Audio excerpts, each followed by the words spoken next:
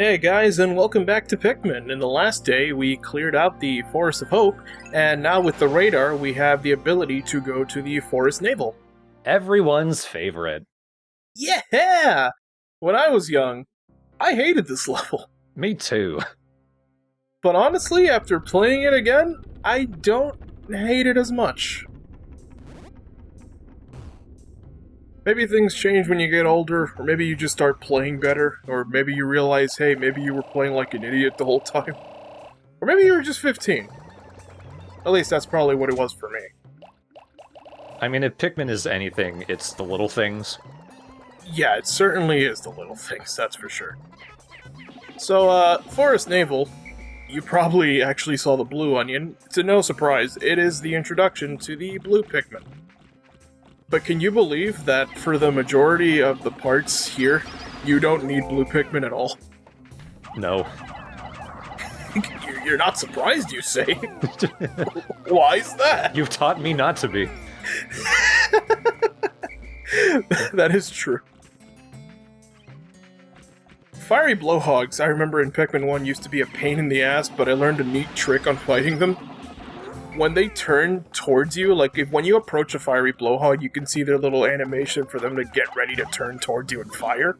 If you swarm your Pikmin, 9 times out of 10 you're gonna end up killing them in time, but sometimes it messes up.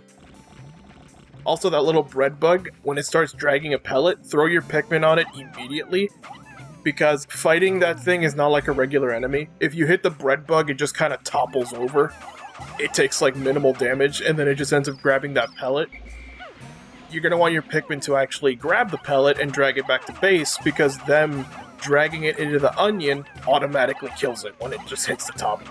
It takes out all but a sliver of health, so you bopping it that first time has reduced its health enough that it will die now. Yeah, like bop it once. Yeah, we're going back to bop. Bop it once. Bop it once! Bop! Give it a little bop, and then drag it back to the ship. The reason why you want to do that is because it actually has a ship part. Inside of it. Yeah, inside of it. Somehow, yeah, when you see it, you'll be surprised on how that gigantic thing fit a little body. Also, we found the second ship part already, so, Again, like the Forest of Hope, this area isn't as big as you might think. yeah. Another thing is, there's just things you can just avoid, like that bundle of sticks right there. I end up building the first bridge, and I'll talk about this one in a second, but you don't need to build that second one. You could just throw your yellow Pikmin back on the cliffside and just go to the other side. As a kid, I would spend time actually building bridges and knocking down every wall possible. But after going through multiple playthroughs and watching how certain people do it, it kind of seems like, oh wow, I actually made it worse for myself because I did XYZ. I mean, these are all tricks that we've learned over years with the benefit of hindsight. Yeah, that's another thing. It's like you're not going to be a master just because you watch other people play it, by the way. Like, you're still going to have your own sets of issues when you play this game for yourself. Or any Pikmin game. So that one bridge, the first bridge I had them start building, that one has, for whatever reason, even in new play control, has never been fixed. There's a weird glitch with it where if your Pikmin go under that bridge when it's complete, they automatically die. And it happened during the first time I Let's Played this game, but it didn't happen here, but it did happen during one of my recordings. What happens, actually, I think my counter went down by 1 Pikmin, so it might have actually happened and I didn't notice. That's how crazy the glitch is. For whatever reason, when that bridge is complete, your Pikmin, if they're below it, they will automatically fall through the map and just die. But like, you know, usually when they die, like, you see the little ghost. When they fall through there, you just see your counter drop by like a couple numbers. It's like, they're dead. They're just gone. Goodbye. This mushroom guy is one of the things that scared me as a kid, but looking at it now, he is pathetic. All he does is run away, and if you're fast enough, you can kill him in one cycle again. The thing is, when he flips back over, he releases this poison that possesses your Pikmin, and that's quite scary as a kid. Yeah, especially scary because it didn't happen here, but like the idea is their little stems, their leaves turn into mushrooms, and they turn purple. And so they end up chasing you, and if they grab onto you and they start hitting you, they start giggling gleefully at your pain. Ugh. It's really creepy. So beady Longlegs, classic Pikmin enemy. It's recommended that you come here with only yellows. I came here with both reds and yellows. It's entirely possible to defeat him with only reds. I only got it to work once, so it's really hard. That's why I brought my yellows with me. You're going to want your yellows to go and grab on him because they have enough height to reach him, and then once he lowers himself enough, you're able to throw more of your reds on it. He's very treacherous in the first game because his stomping very easily kills your Pikmin. Because they're like automatically running for his feet anyway. Yeah, it's extremely easy for them to die here. He actually is honestly a threat in this game. In the other games, he's a joke because the Pikmin are smart enough to climb up his legs.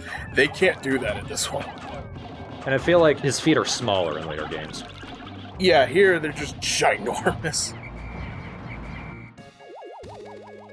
Part of the reason why I make the red Pikmin gather my ship parts is because there's a lot of fiery blowhogs, also because, well, they're the highest number of all my Pikmin right now. And there's fire jets in the ground. Yeah. And unlike Pikmin 2, you can't destroy them.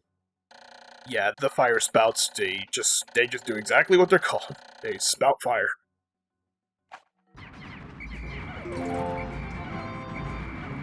So, this is kind of cool and creepy, because the little prompt came up in the middle of its death, you just see endless black bubbles.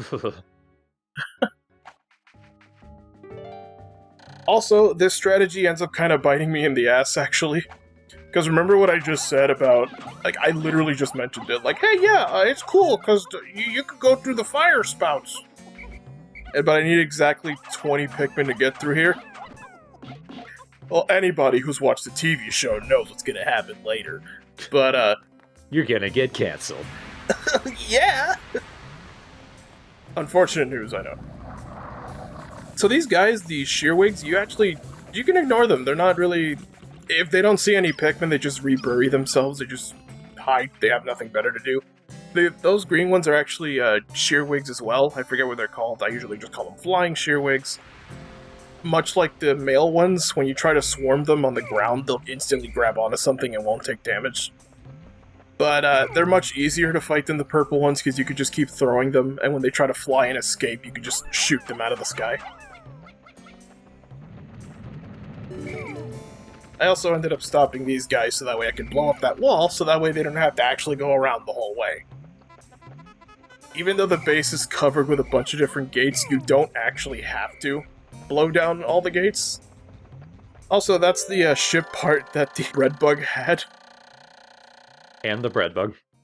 Yeah, and the bread bug itself. And this is the body that the bread bug had. I mean, I'm surprised it just wasn't like an actual donut and it wasn't just rolling around on the map, but whatever. You're thinking of Pikmin 2. Yeah. So that's gonna be ship part number 2. Is this one of the extra ship parts? The space float, I believe it is. He says he has no need for this. Yeah, yeah, he not only mentions it, but he also mentions that he's pretty good at swimming. Little interesting tidbit from Olimar there. Guy can punch boulders and swim like no tomorrow. In that he doesn't float.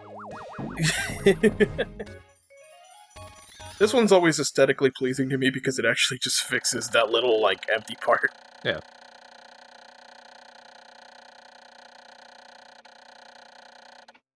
And here's your little tidbit, your little tip-off of like, hey, you don't need to get all the parts. 25 is enough. But we're only on day 4 of our 30 days and we already have 12 parts, so I think we can do it. The ship is actually now ready to go and explore even further. Just like that. Yep. I feel like it would have helped the difficulty and wouldn't be so stressful if maybe there were like 10 parts you didn't need. Yeah. Also, we just got to the halfway point of the day, too. Yeah. I'm actually going to go ahead and start having the Reds build that stick. That's another ship part we can easily get for 15 Pikmin. And you know what? I've been ignoring them, so let me go and actually activate the blue onion. There are ship parts that only the blues can access. That is true. We can see one behind it. Well, we can't see it at this angle, but there is a ship part just in that pool behind us. There it is. Right there, that little trumpet-looking thing. There's also that one area over there. You can see that there's like a bundle of sticks in front for like to make a bridge to cross to it. I believe there's literally two. No, it is three. 3 parts that you absolutely need the blue Pikmin for. 3 out of a possible 9. In this area, yeah. In the blue Pikmin area. You know, don't you think that enough was like the big tip-off? Like, hey, maybe we should do something about these blues, because even in their own thing, they still get outshined by the other Pikmin. Well, you don't really need that many yellow Pikmin in Forest of Hope. That is true, but still, like, I could just, I'll just fight this guy with a couple yellows and mostly reds. Hey, look, we finally got to the blue Pikmin. I need them for 2 things. Also, one of the ship parts is going to be near fire spouts, so I'm going to use the blues to fish it out of the water, and then tell them to go do something else, because I want the red Pikmin to grab that, because they're the only ones who can get through the fire spouts anyway. I've noticed one speedrun strat is to have the blue Pikmin carry it away anyway, but whistle some of them away so that them walking towards a spout slows down, so they can pass over it. I can see the uses, but it's like I feel a little bad for them. It feels like no matter what Pikmin game it is, as long as it's not 2, like, they just don't really get their spotlight. Not really. It's a shame. But I actually went and killed all of these enemies ahead of time, so that way I can have food for their onions, so that way we can have more blues. This is another speedrun strat, I say this a lot. Mm-hmm. It's also just kind of like a, oh duh, kind of thing in hindsight. Yeah. Because I know that usually when I would kill them, you end up getting a lot of habits. Like a habit I had when I was playing a lot was that like when I killed an enemy, I immediately grabbed them and dragged them to the base because I wanted more reserves. Once you have enough, you kind of don't really need to farm for more. You're going to end up wasting more time doing that. But again, it's your first playthrough. You can play Pikmin however you want. Up until day 30. Oh, yeah. You have 30 days in this one. You can't, like, goof off too much. You can goof off, but you have plenty of time to do that. It's not like the end of the world.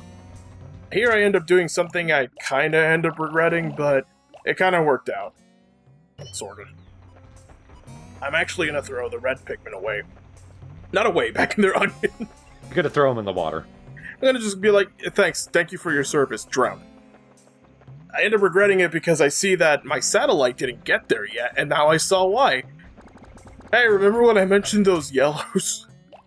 Yeah, that's why. I put them away because I wanted to go pull out some more blues, because a good strategy is to make sure your count is at 100 before, like, any Pikmin... Because if there's less than 100, if you're under that number, your onions are going to spout out more seeds, but if you end up bringing more food to certain onions, the Pikmin are going to grow inside that onion and you don't have to pluck them.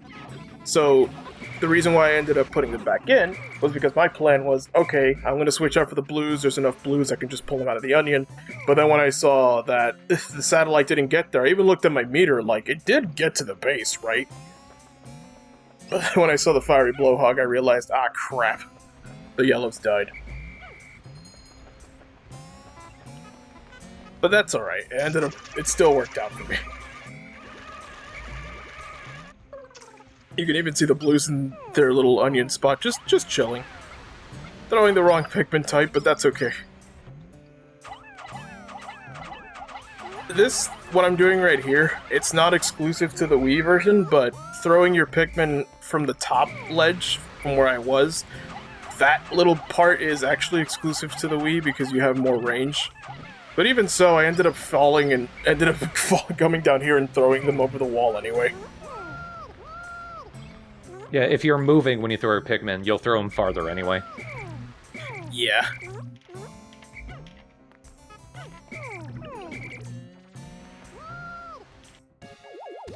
Now we have the satellite.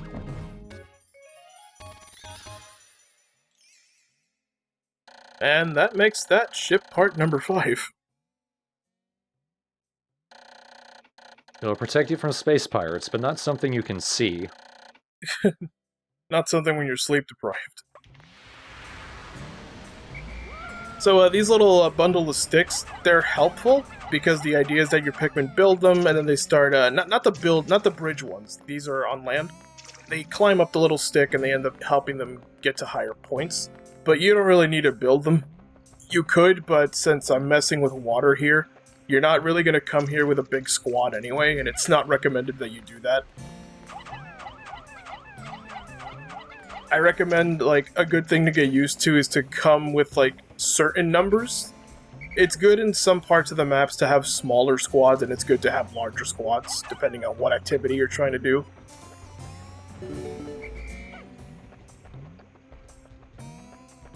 By this point in the day, there actually isn't much that I can do, so what I want to do is take care of that black wall over there. The bramble wall. Especially since your Pikmin are now stuck behind them. Yeah, I threw them over there so that way they could get a head start on that bridge. But I also need to have access to it. I already broke down the wall and I didn't realize that the chime went off. So I was like, huh, well, I have a couple extra bombs, might as well use them on this guy. But unfortunately, that yellow sacrificed himself for me. What a great hero. I love him. Anyway, so we're going to go meet up with our reds on the other side. I don't have to worry about my blue Pikmin who are near the onion, because that acts as their little temporary base. And the Pikmin that are near the base on the higher level, I don't have to worry about them either, because they're near where the onions are. In this game, it was a little bit unforgiving. You know how in 3, like, they have that big, wide ring that tells you, hey, this is the radius? You don't get that in this one. Yeah, you don't get it. If they're not close enough to the onion, they will die. Like, your Pikmin will not figure it out. If they're, like, near that one of those gated walls that I opened up and they're just sitting on the outside, they're not going to turn around and be like, oh yeah, I have to go home.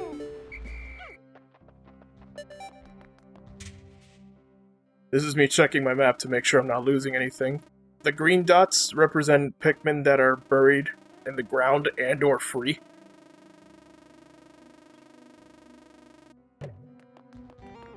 Everybody looks safe. Yeah, we're all good.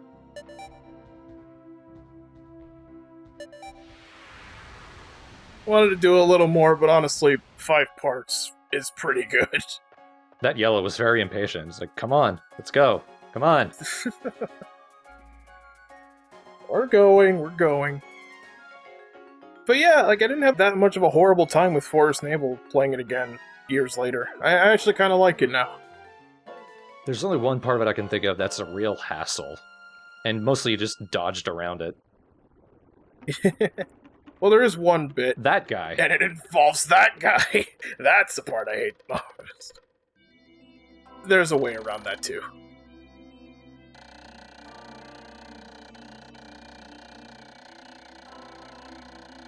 They have gills on their cheeks that you can't see, and a stupid mouth that you can. They have cheeks that they don't have, and they have a mouth that they can't talk with. Because the other two make noises without mouths. Had a little dip there on the yellow graph, but it's okay. We're doing fine. So that's 14 ship parts. We're practically halfway done with repairing our ship. But the next time, we're going to come back and finish the Forest Navel. We have access to the distant spring, but we're not going to go there just yet. In fact, for the next day, I actually want to take a bit of a detour. We're going to go to the Forest Navel, but after that, I want to take a little detour before we go to distant spring. Because there is still a second ship part at the impact site.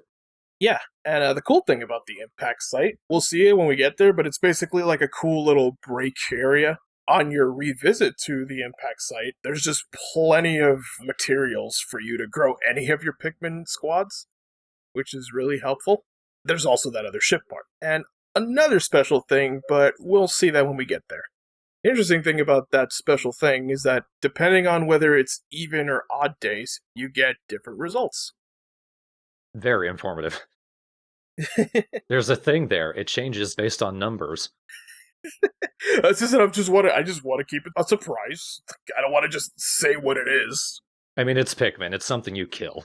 That's the important part. Yeah, it's a thing that you might want to murder because there's a pretty good benefit for doing it. You eat it. Well, yeah, okay. The purple Pikmin come early. That's such special. That it's you. I mean, you're not wrong. No, I am. I was just keeping up the facade.